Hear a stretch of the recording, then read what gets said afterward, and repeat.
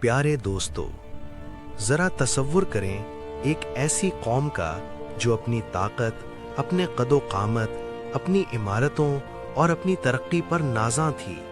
वो समझती थी कि दुनिया में उन जैसा कोई नहीं। वो कहते थे, हमसे ज़्यादा ताकतवर कौन है।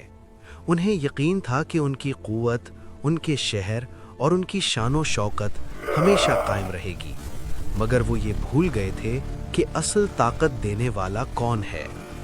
ये कौम थी कौमे आद।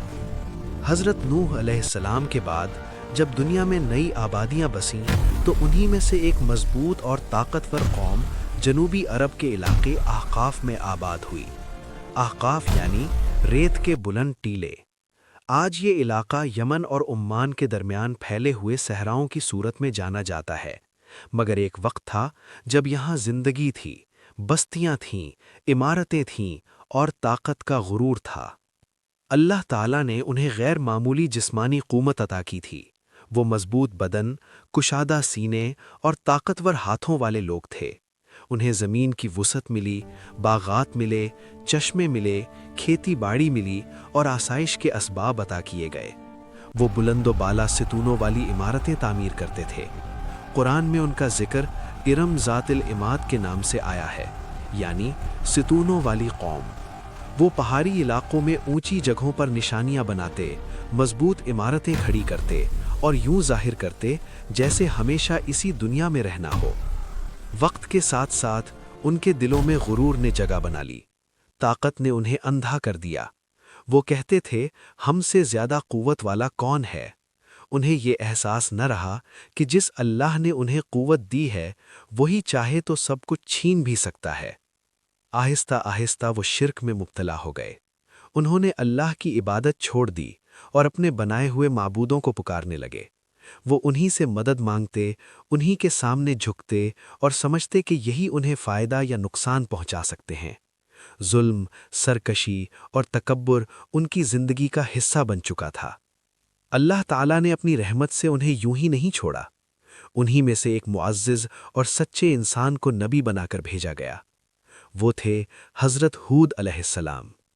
उन्होंने अपनी कौम से निहायत नरमी और खैरखाही के साथ कहा, ऐ मेरी कौम, अल्लाह की इबादत करो, उसके सिवा तुम्हारा कोई माबूद नहीं। क्या तुम डरते नहीं? उन्होंने उन्हें याद दिलाया कि ये ज़मीन, ये ताकत, ये बागात और ये चश्मे सब अल्लाह की अता हैं। अगर तुम शुक्र करोगे और उससे मग़फ़िरत मांगोगे तो वो तुम पर आसमान से बारिश बरसाएगा और तुम्हारी क़ुव्वत में इजाफ़ा करेगा। मगर कौम के सरदारों ने तकब्बुर किया। उन्होंने हज़रत हूद अलैहिस्सलाम को झुठलाया और कहा कि हम तुम्हें नासमझ समझते हैं। उन्होंने अपने बुतों को छोड़ने से इनकार कर दिया। उन्होंने यहाँ तक कह दिया कि अगर तुम सच्चे हो तो वो अजाब ले आओ जिसकी तुम हमें वईद सुनाते हो। उनके दिल सख्त हो चुके थे और वो अपनी ताकत के नशे में मस्त थे। अल्लाह ताला ने उन्हें फ़ौरन नहीं पकड़ा, उन्हें मोहलत दी। बाज़ रिवायतों में आता है कि उन पर कहत आया, बारिश रुक गई, ज़मीन सूखने लगी, मगर वो फिर भी न संभले। आखिरकार एक दिन उन्होंने आसमान पर एक बादल को अपनी वादियों की तरफ आते देखा। वो खुश हुए और कहने लगे कि ये बादल हम पर बारिश बरसाएगा, मगर वो बादल रहमत नहीं बल्कि अजाब लेकर आया था। फिर अल्लाह ताला ने उन पर एक सख्त और तेज़ आंधी मुसल्लत कर दी। कुरान करीम बयान करता है कि वो आंधी 7 रातें और 8 दिन मुसलसल चलती रही। वो हवा इतनी शदीद थी कि लोगों को उठा उठाकर पटक देती थी। मजबूत जिस्म रखने वाले लोग ज़मीन पर इस तरह गिरे पड़े थे जैसे खजूर के खोखले तने। उनकी ताकत, उनके महल, उनके सितून और उनकी तरक्की सब बेकार हो गए। वो हवा हर चीज़ को अल्लाह के हुक्म से तबाह कर रही थी। ना कोई दीवार बची, ना कोई गुरूर, ना कोई दावा। जब अजाब का वक्त पूरा हुआ तो वहाँ खामोशी रह गई। वो कौम जो कभी अपनी ताकत पर फ़ख्र करती थी, मुकम्मल तौर पर मिटा दी गई।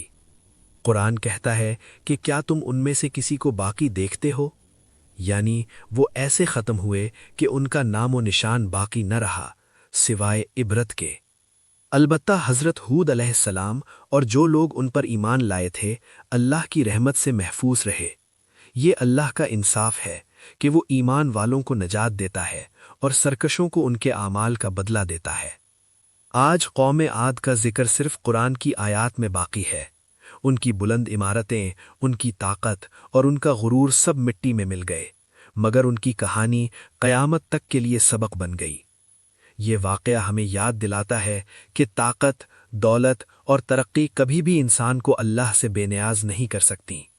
جب انسان اپنے رب کو بھول کر خود کو سب سے بڑا سمجھنے لگتا ہے تو اس کا انجام تباہی ہوتا ہے۔ قوم عاد کی داستان ہمیں سکھاتی ہے کہ اصل کامیابی طاقت میں نہیں بلکہ اطاعت میں ہے، اصل عزت غرور میں نہیں بلکہ عاجزی میں ہے، اور اصل نجات اللہ کی بندگی میں ہے۔ اللہ تعالی ہمیں تکبر، نافرمانی اور غرور سے بچائے۔